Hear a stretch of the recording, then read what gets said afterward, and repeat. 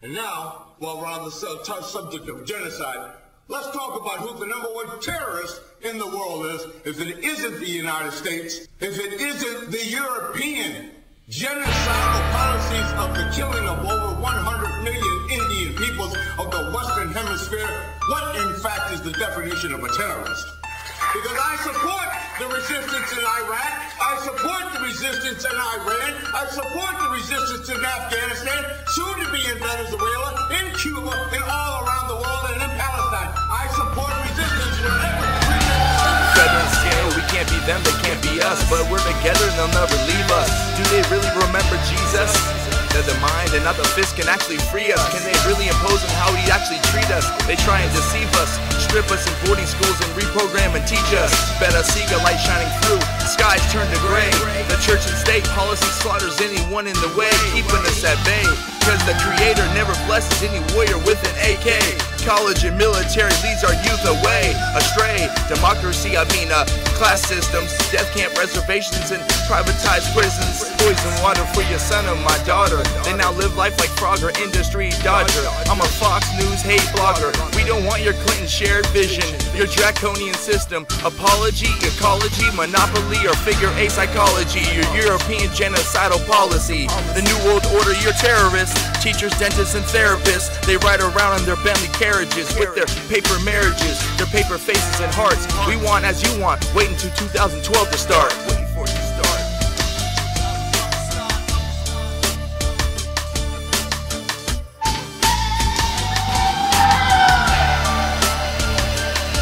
We're faced with a very serious situation in this generation.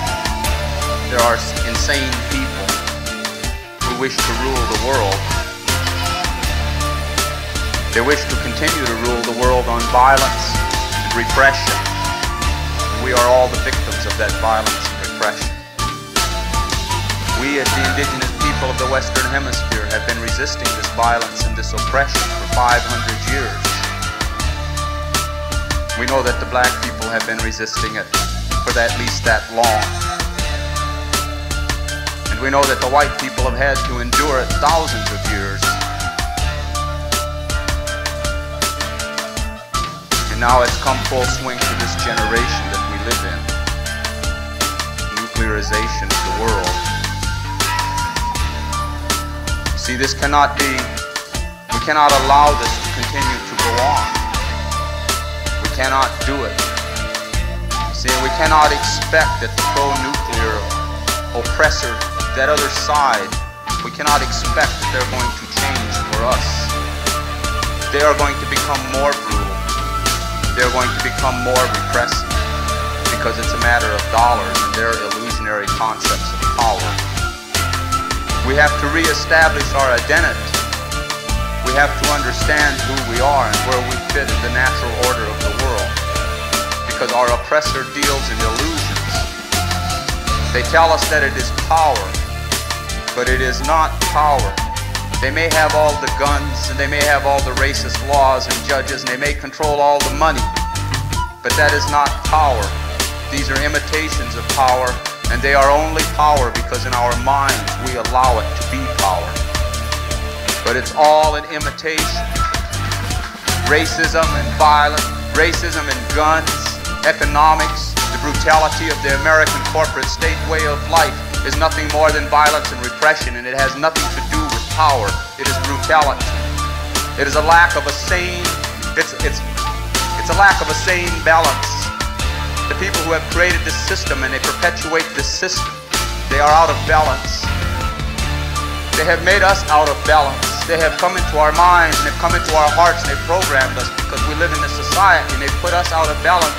And because we are out of balance, we no longer have the power to deal with them. They have conquered us as a natural power. See, we are power. They deal in violence and repression. We are power. We are a part of the natural world. All of the things of the natural world are a natural part of the creation and feed off the energy of our sacred Mother Earth. We are power. But they have separated us from our spiritual connection to the earth, so people feel powerless. We look at the oppressor and we look at the enemy because they have the most guns and the most lies and the most money. People start to feel powerless. start to feel powerless. We are power. We are a natural part of the creation we were put here on this sacred Mother Earth to serve a purpose.